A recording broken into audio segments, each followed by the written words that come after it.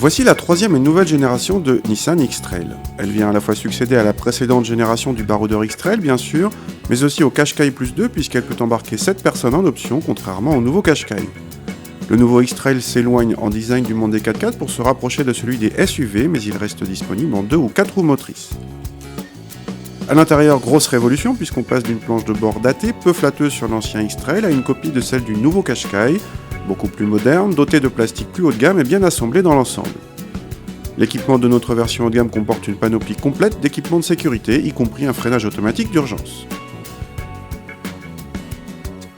Le seul moteur disponible pour l'instant est le 1.6 DCI d'origine Renault.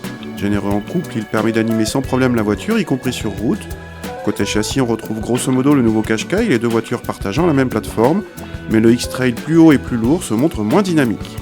Le confort est en revanche préservé malgré nos roues de 19 pouces. A l'arrière, les passagers ont droit à une banquette fractionnable et coulissante longitudinalement sur 26 cm. Banquette reculée à fond, l'espace aux jambes est très généreux, y compris pour les grands. Les passagers arrière seront les mieux placés pour profiter de ce large toit vitré en série sur notre modèle d'essai. Les aumônières sont bien présentes, mais les bacs de portière sont trop petits.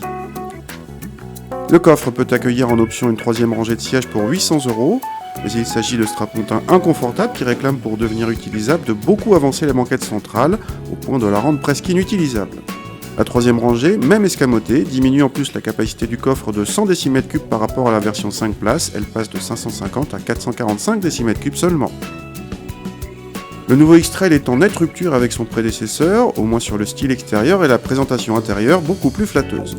Il conserve la même garde au sol, à savoir 21 cm, mais les versions 2 roues motrices comme la nôtre sont forcément limitées en hors-piste. Ces versions permettent toutefois au X-Trail d'échapper au malus écologique, mais de peu.